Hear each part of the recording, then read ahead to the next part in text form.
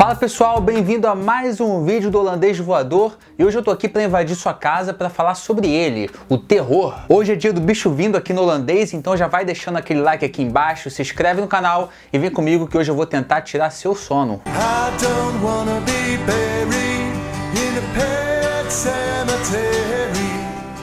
Os filmes de terror geralmente já têm um apelo mais forte, principalmente pelas vertentes que o gênero pode transitar. Até porque o horror, como gênero, como cultura, seja cinematográfico ou literário, ele tem que captar o medo, senão é só mais um compilado de imagens grotescas passando gratuitamente na sua frente. E nessas vertentes tem filmes que se estabelecem mais no terror psicológico, que geralmente se apoiam ou em dramas ou em estudos de personagens. Mas claro, personagens que nos permitem um aprofundamento mais psicológico nos seus filmes. Tem filmes que se apoiam mais no gore, o que acaba despertando uma agonia muito mais visual, mais gráfica, do que psicológica. Porque muitas vezes são filmes sobre tortura, violência sexual, mutilação e violência.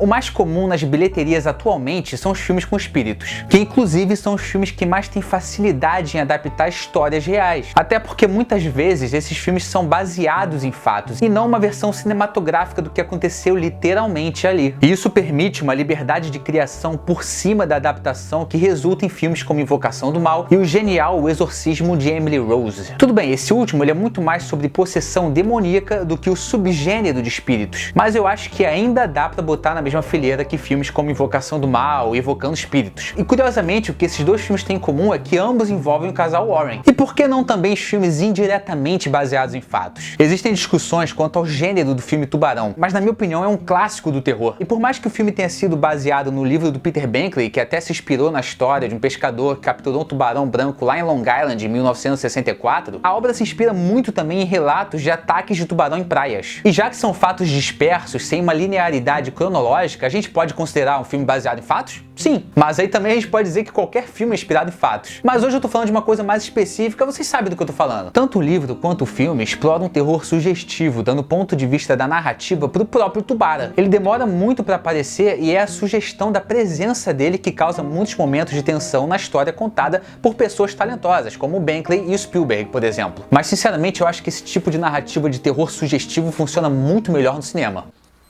Filha da p***.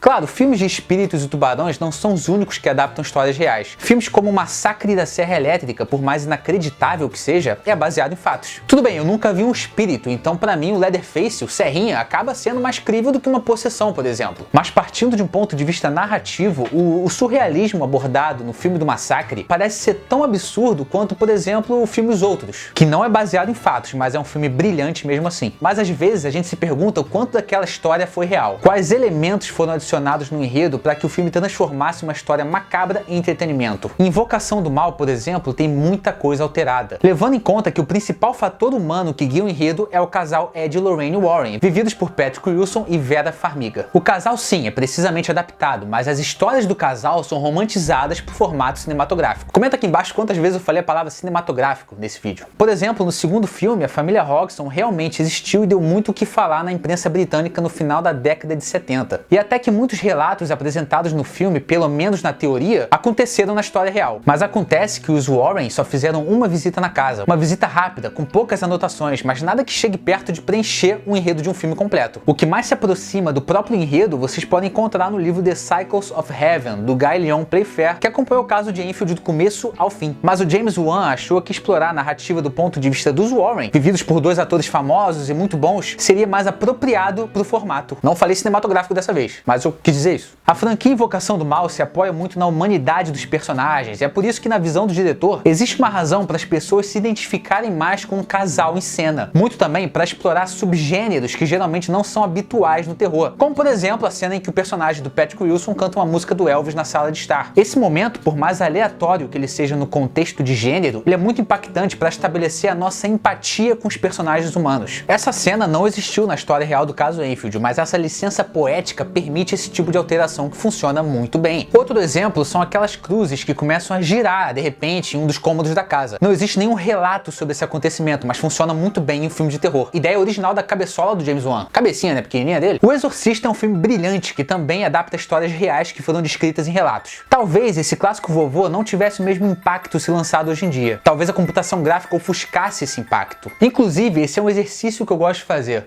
Vocês acham que o Exorcista, se fosse lançado hoje em dia, faria o mesmo sucesso que na década de 70? Tipo, se ele fosse lançado originalmente agora, nunca sendo visto antes. A real é que todo clássico é um documento do seu tempo. Então, em uma época onde filmes como Corra e O Homem Invisível causam impacto por seus subtextos políticos e sociais, é bem possível que o Exorcista não tivesse o mesmo apelo hoje que ele teve na década de 70. Só que é indiscutível a influência que essa obra-prima tem no cinema de terror até hoje. Então eu diria que nenhum desses filmes que eu citei existiria se não fosse pelo Exorcista. Acabou que eu me estendi um pouco aqui nesse assunto, mas se vocês quiserem eu posso fazer um vídeo exclusivo debatendo essa analogia do Exorcista, se ele fosse lançado hoje em dia. É um vídeo especial porque Exorcista merece, clássico vovô merece vídeo do holandês. O Exorcista talvez seja uma das adaptações mais fiéis à história original. Isso porque o diretor fez questão de pedir acesso aos diários dos padres envolvidos no caso, e também a relatos de enfermeiros e médicos que estavam presentes. Só que a maior inspiração para o filme foi o livro do mesmo nome, escrito por William Peter Blatty em 1971. E no livro a personagem principal é a Regan. Já nos relatos históricos era um garoto de 13 anos chamado Robin Mannheim. No filme a Regan é mantida, assim como a giradola de cabeça que ela manda no filme. Na história real não existe nenhum relato dessa pirueta que ela manda aí.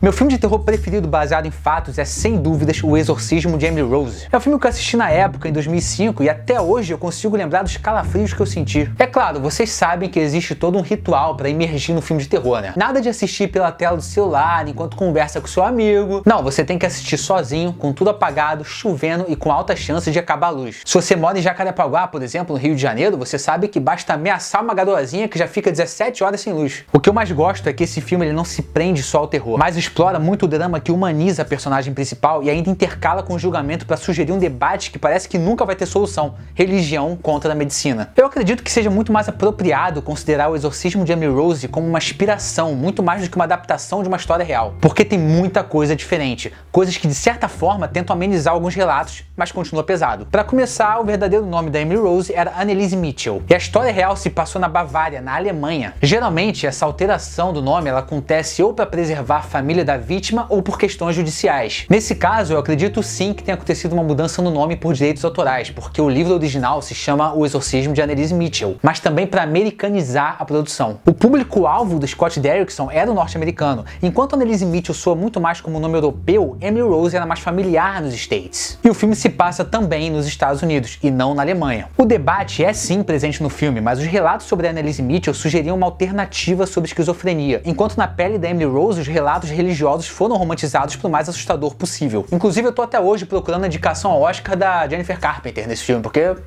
Mas não, vamos indicar a Gwyneth Paltrow, que é melhor. Nada a ver, nem foi no mesmo ano. Jennifer Carpenter é filha do John Carpenter?